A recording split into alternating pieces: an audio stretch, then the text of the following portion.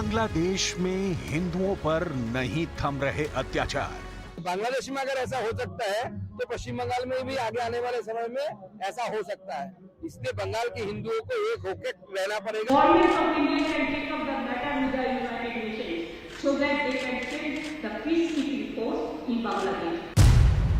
बांग्लादेश के अंदर हिंदू नरसंहार राउंड 2।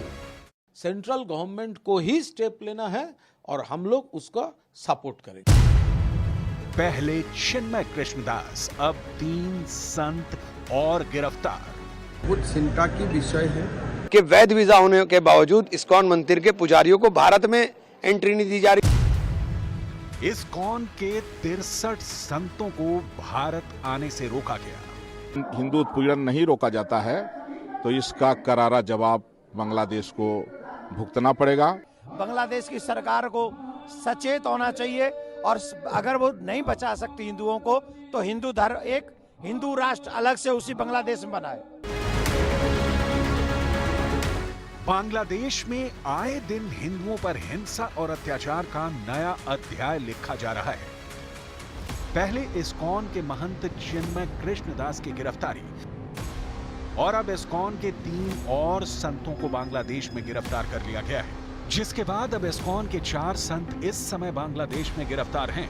इतना ही नहीं, बांग्लादेश ने इस्कॉन के 63 संतों को भारत में प्रवेश करने से भी रोक दिया है। उनके पास भारतीय वीजा और अन्य सभी दस्तावेज मौजूद थे, लेकिन बांग्लादेश की बॉर्डर पुलिस ने बांग्लादेशी खुफिया विभाग के आदेश पर उन्हें भारत में प्रवेश नहीं करने दिया। इसके अलावा दूसरे लोगों को भी अब भारत आने की अनुमति नहीं दी जा रही है। One report also I got that 51 or 54 ISKCON brahmacharis, they were coming to India, and in Petropol border the Bangladeshi army police they said that today you can't go, so they have been returned. So I am really worried seeing the condition what is happening in Bangladesh. So this whole thing is turning out to be very unfortunate, and we don't know what help we can do. That's why we are turning to prayer and turning to Lord. मुस्लिम कट्टरपंथी बांग्लादेश में हिंदुओं की संस्कृति, उनके सभी प्रतीक चिन्हों, मंदिरों का नामो निशान खत्म कर देना चाहते हैं। यही वजह है कि इस्कॉन पर प्रतिबंध की मांग उठाई गई। हालांकि बांग्लादेश के हाई कोर्ट ने इस्कॉन पर प्रतिबंध की मांग को खारिज कर दिया है। इसके बावजूद यूनुस सरकार पर दबाव बनाकर इस्कॉन के संतों और हिंदू समुदाय को निशाना बनाने की कोशिश की जा रही है, जिसमें बांग्लादेश सरकार से भी उन्हें खुला समर्थन मिल रहा है।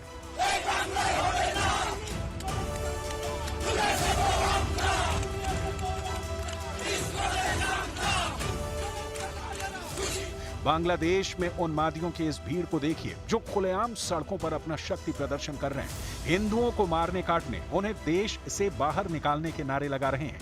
लाउडस्पीकर के साथ कट्टरपंथी रैलियां निकाल रहे हैं।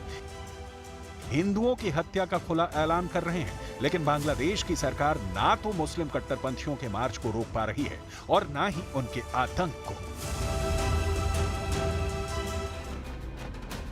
बांग्लादेश में हिंदुओं पर हो रहे अत्याचारों में खास तौर से उन लोगों को निशाना बनाया जाता है जो भारत के रहने वाले हैं। पश्चिम बंगाल के नॉर्थ परगना के रहने वाले सयान घोष का दावा है कि बांग्लादेश में उनके खिलाफ उस वक्त हमला हुआ जब भीड़ को यह पता चला कि वो हिंदू और भारतीय हैं।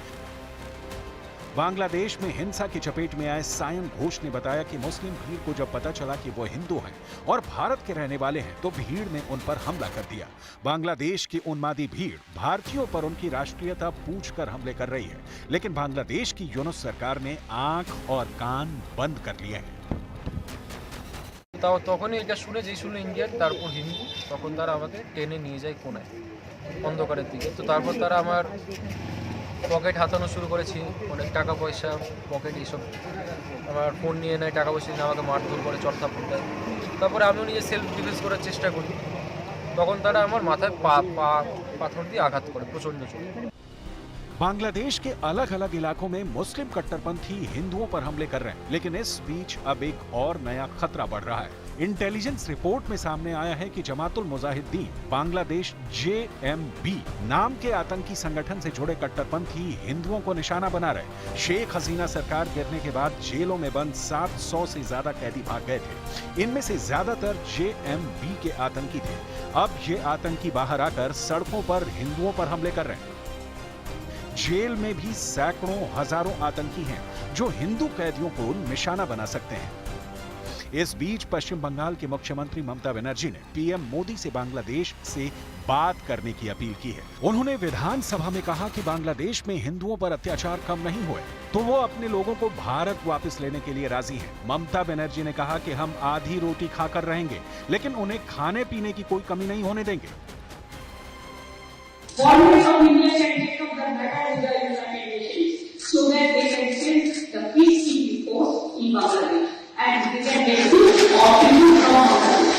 बांग्लादेश के हालात पर भारत में भी सियासत तेज है।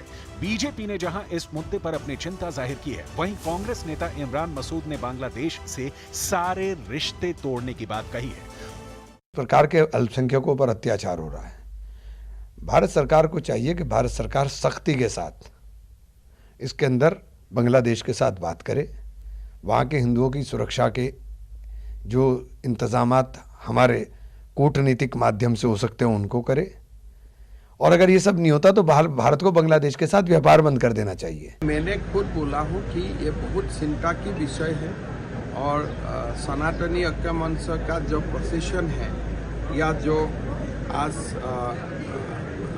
सुतारकंडी में जो हो रहा है वहाँ में तो हमारा बीजेपी का लोग भी गए, तो उसी से आप पता चल सकता है कि हम लोग कितना चिंतित हैं।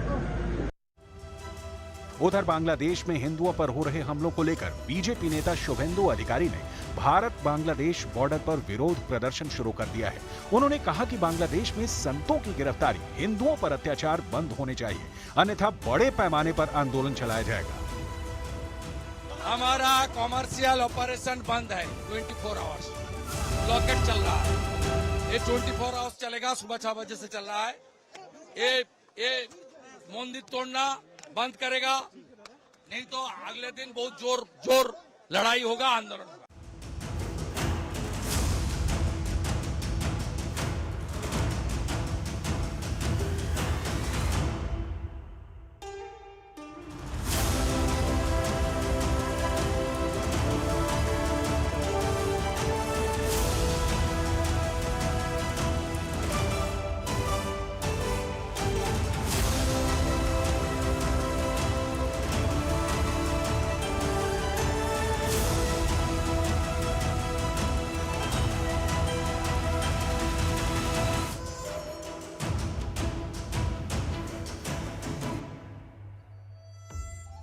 बांग्लादेश में हिंदुओं के साथ हो रही बर्बरता की दुनिया भर में आलोचना हो रही है।